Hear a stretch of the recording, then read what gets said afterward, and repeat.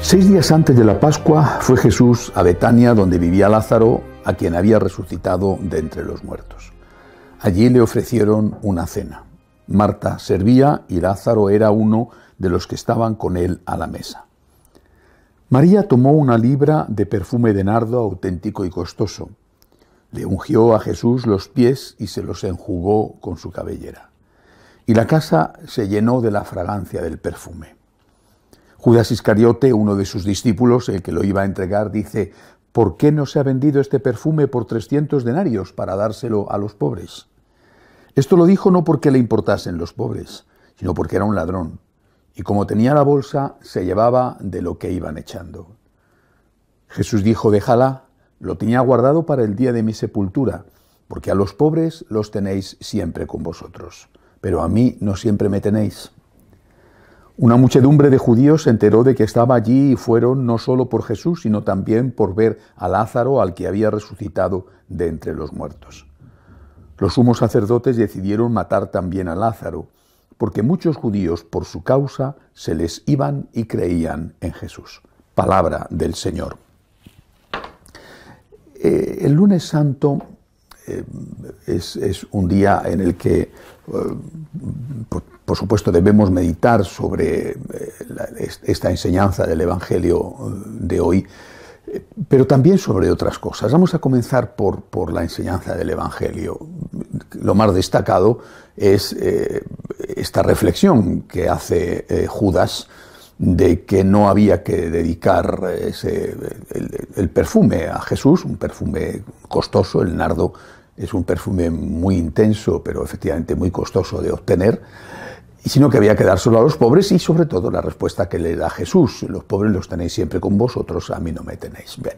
Primera lección, y que la Iglesia siempre ha sacado una conclusión de esa escena del Evangelio, y es que a los pobres hay que ayudarlos, pero hay que dedicar también una parte importante al culto, sobre todo al culto eucarístico, y a los templos, a mantener dignamente la Iglesia. Bueno, que es lo primero que tiene que hacer la Iglesia, es adorar al Señor, y por lo tanto mantener ese culto con dignidad, no con lujo, pero sí con dignidad, con limpieza, con austeridad, pero una austeridad digna. Y lo mismo los templos. Pues es posible que a lo largo de los siglos haya habido distintas concepciones de esto, y que en determinados casos se hayan hecho templos costosísimos, o bien, por ejemplo, custodias, etcétera, que son valiosísimas. Bueno, responde a la mentalidad de esa época, ciertamente, y al ser obras de arte no las vamos a destruir.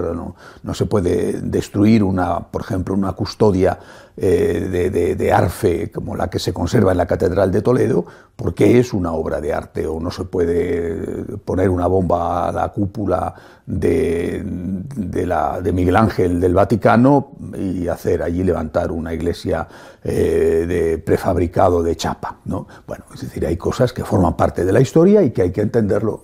Hoy en día es diferente, pero siempre tenemos que tener en cuenta que el culto eucarístico requiere una dignidad, requiere limpieza, pero sobre todo requiere una atención de respeto por parte del sacerdote que celebra, que a veces da la sensación de que están barriendo más que celebrando la misa, y de respeto por parte de los fieles.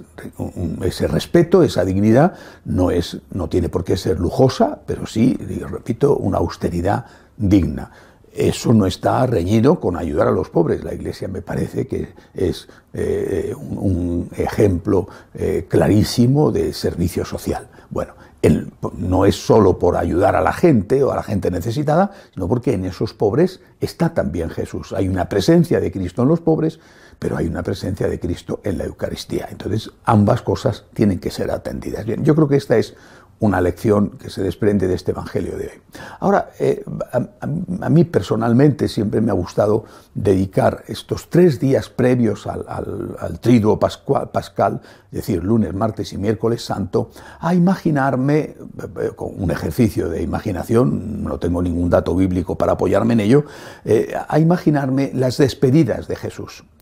Las despedidas porque él sabe que ya su hora estaba encima, se acercaba.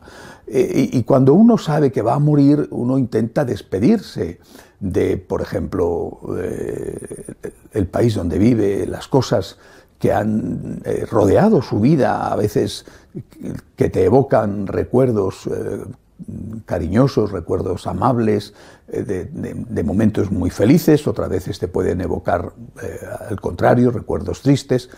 Despedirse de las personas, de los amigos y en este caso, en el caso de Jesús, despedirse de su mamá. Y quisiera que estos 3 días, además de comentar estrictamente el Evangelio del día, lunes, martes y miércoles, pudiéramos intentar entrar en el corazón de Jesús, en el corazón de un hombre que va a morir y que lo sabe. Es decir, Jesús no es una persona que muere de un ataque al corazón imprevisto. Él sabe cuándo es la hora, sabe lo que le va a pasar, lo sabe con detalle. No lo ha experimentado todavía, aún los clavos no le habían taladrado en las manos o los pies, pero sabe lo que le va a ocurrir. Por tanto, tiene el miedo propio del hombre que le espera no solamente el final, sino un final terrible. Ese miedo se va a poner de manifiesto de una forma especial en el Huerto de los Olivos, cuando llega a sudar sangre debido a la angustia.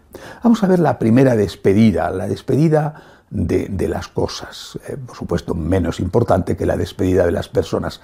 Pero este hombre Dios, este Dios hombre que es Jesús, porque es hombre, tenía amor a las cosas, amor a su patria, amor a sus paisajes, amor a los olores, a los colores, a la comida, a las cosas que los hombres amamos, del sitio donde hemos nacido, que siempre nos parece que es lo mejor del mundo, ¿no? Pero el otro día hablaba con uno de nuestros seminaristas africanos y me ponderaba las excelencias de la comida de su país, un país de África. Yo escuchándolo me sentía horrorizado. Dios mío, ¿cómo puede decir que eso está rico, que eso es, que sueña con eso?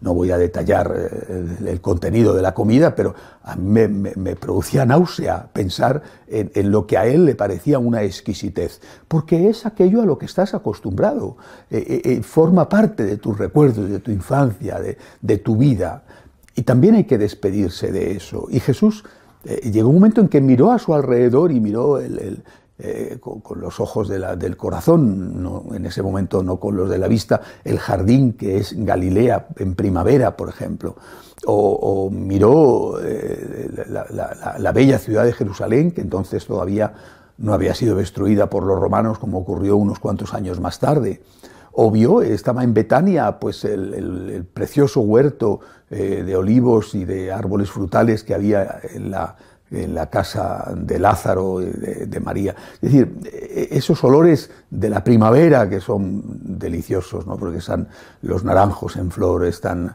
los limoneros en flor, los almendros ya han florecido en esta época de marzo, pero las flores están saliendo en los campos. Es un momento tan bello en el Mediterráneo. Y Jesús se tiene que despedir de eso. ¿Y qué es lo que hace? Y esa es la lección para nosotros: dar gracias a Dios. Dar gracias a Dios, es decir, gracias Señor porque lo he tenido, lo voy a perder. Y me duele, lo digo como uno que tiene que vivir muchas veces fuera de su patria y fuera de esas cosas a las que está acostumbrado, que quizá por ser las cosas de mi niñez me parecen maravillosas, ¿no? Desde los olores y colores a la comida, ¿no? Cuando veo que a otro le parecen maravillosas cosas que a mí me producen repugnancia, digo, pues debe de ser que es a lo que uno se acostumbra. Pero te tienes que despedir, y eso cuesta, eso es difícil, y lo que tienes que hacer no es quejarte por lo que dejas o por lo que vas a perder, sino agradecer porque lo has tenido. Gracias, Señor. Gracias porque he podido vivir aquí, he podido viajar, he podido ver, he podido gustar, he podido comer, he podido oler. Gracias, Señor, por tantas cosas que he tenido. Las voy a perder, pero gracias, Señor, por tantas cosas que he tenido, porque no las merecía. Hablo de mí, naturalmente. Jesús se lo merecía todo, todo, absolutamente todo. Todo lo mejor del mundo se lo merecía porque era el creador. Pero estoy seguro que también él, que se lo merecía todo, daba gracias por lo que había tenido y que ya iba a perder. Nosotros tenemos que hacer lo mismo. Tenemos que aprender a dar gracias por todas esas cosas, pues lo haremos mañana y pasado, ¿verdad?, sobre las personas, pero ahora dar gracias por todas las cosas, empezando por las más sencillas, que ninguno tiene seguramente todo lo que le gustaría tener, pero tenemos tanto, y cuando comparas con otros te das cuenta de que tienes tantísimo, no tanto, sino tantísimo, que desde luego no mereces y que es motivo de agradecimiento a Dios porque te ha hecho el don de regalártelo. De pie, por favor.